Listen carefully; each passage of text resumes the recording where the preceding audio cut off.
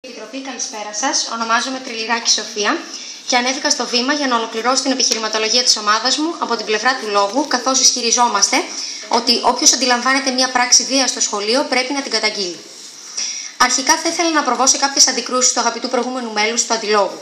Αναφέρατε ότι η λέξη καταγγελία είναι κάτι βαρύ. Εμείς όμως, όπως σας είπαμε και στον ορισμό αλλά και στο ερώτημά μας, τονίσαμε ότι είναι μία απλή αναφορά σε ανώτερα μέσα, η οποία θα οδηγήσει και στην επέμβαση, οπότε στη λύση του προβλήματος. Είπατε ότι μπορούμε να λύσουμε τα προβλήματα και με το λόγο. Εμείς λέμε ακριβώς αυτό, το ότι μπορούμε να λύσουμε τα προβλήματά μας, καθώς θα αναφερθούμε σε κάποιον ανώτερο από εμάς με λίγο πιο αναπτυγμένη κριτική σκέψη και θα μπορέσει να μας βοηθήσει για να λύσουμε το πρόβλημα. Τέλος, είπατε ότι το σχολείο είναι μια μικρογραφία της κοινωνίας και ότι δεν θα έχουν κάποιον, όταν τα παιδιά θα πάνε στην κοινωνία, δεν θα έχουν κάποιον ώστε να λύσει τα προβλήματά τους. Εμείς πιστεύουμε ότι γι' αυτό υπάρχει η δικαιοσύνη η οποία μπορεί να λύσει τα προβλήματα. Τώρα θα ήθελα να προβώ σε μια σύνοψη των επιχειρημάτων της ομάδας μου. Αρχικά, όποιος βλέπει να πραγματοποιούνται βίαιες κινήσεις στο σχολείο και δεν τις μαρτυρεί, γίνεται και αυτός συνεργός της βίας και την ασκεί. Δηλαδή, εάν ένας μαθητής αντιληφθεί βίαιες πράξεις στο σχολείο, πρέπει να καταφύγει σε ανώτερα μέσα ώστε να μην του ασκηθεί και αυτού βία ή ακόμη χειρότερα να ασκήσει βία αυτό σε άλλους. Είπαμε ότι υπάρχουν καθημερινά παραδείγματα στο σχολείο όπου παιδιά είναι ανώριμα, επιβεβαιωμένο, και έχουν πρότυπο μεγαλύτερα παιδιά. Αυτό δεν είναι ορθό, διότι με αυτόν τον τρόπο, εάν οι μεγαλύτεροι καταφεύγουν στη βία, θα παραδειγματιστούν και οι μικρότεροι μαθητές. Αν όμως υπάρξουν τέτοιες περιπτώσεις, σίγουρα θα αναφερθούν στους καθηγητές και πιστεύουμε ότι οι καθηγητές και η διεύθυνση του σχολείου είναι υπεύθυνοι ώστε να μπορέσει να λύσει τα προβλήματα και να μην συνεχιστούν και να έχουν ολέθριες συνέπειες.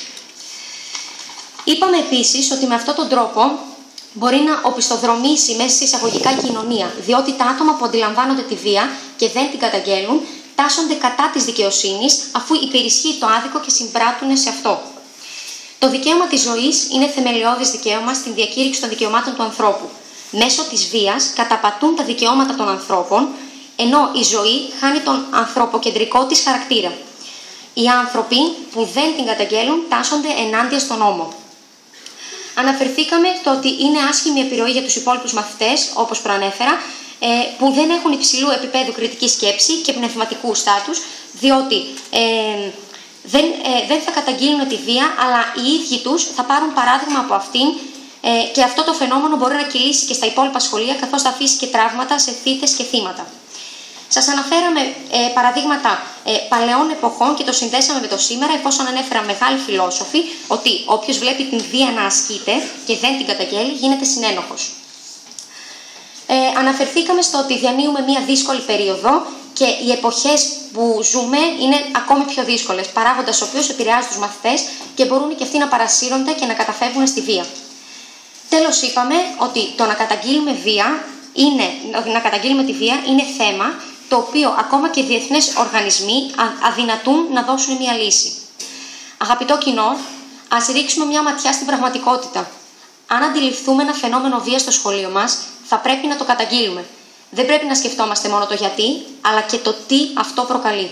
Σας ευχαριστώ πολύ.